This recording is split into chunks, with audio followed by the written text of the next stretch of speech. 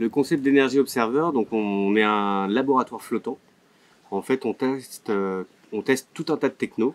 Donc ça va être des technos, des énergies renouvelables et hydrogène.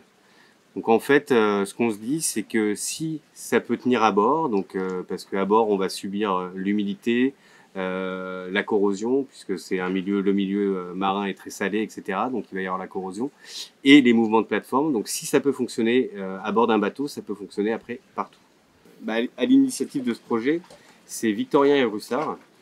Il est officier marine marchande, mais aussi en fait coureur à la voile, donc au large. Lors d'une transatlantique, il s'est retrouvé en fait en blackout, dans le noir. Il ne pouvait plus, donc même son pilote automatique, etc. Et en fait, quand il a vu tout autour de lui, le vent, le soleil,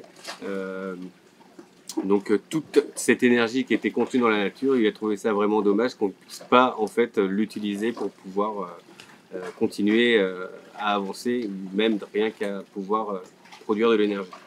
Et c'est là où l'idée a germé dans sa tête, et c'est là qu'il a réussi en fait à fédérer nos partenaires.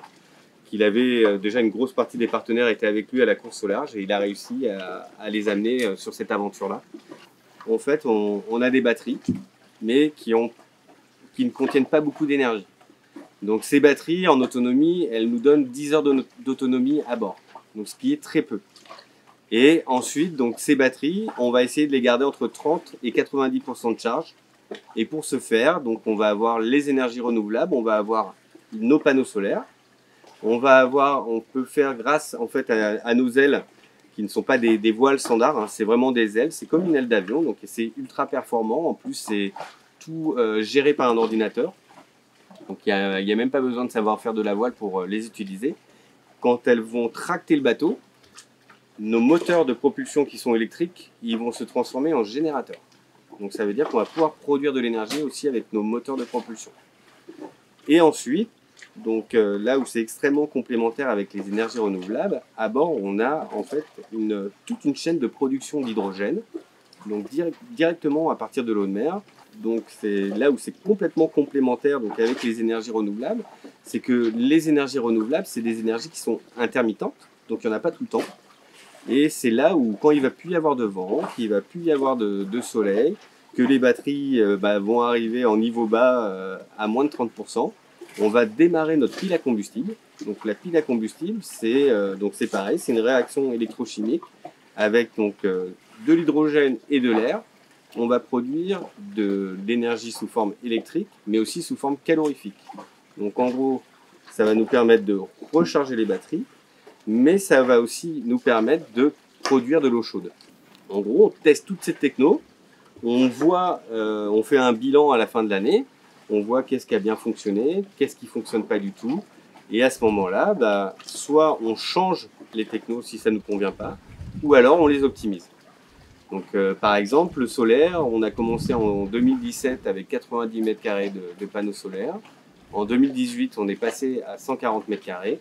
Et là, au dernier chantier, on est passé à 202 mètres carrés de panneaux solaires. Donc, pour vous dire, on a fait plus de 28 000 milles nautiques à bord du bateau. Donc, en gros, plus de 52 000 km.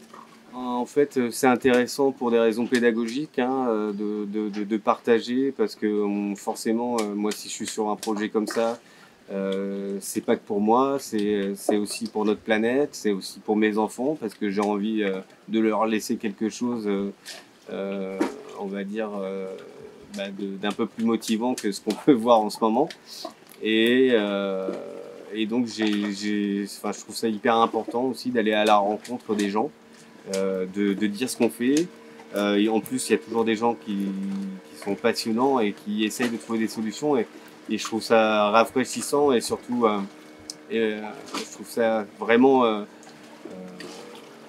de bon augure. Et ça me permet d'être beaucoup plus optimiste pour l'avenir, quoi.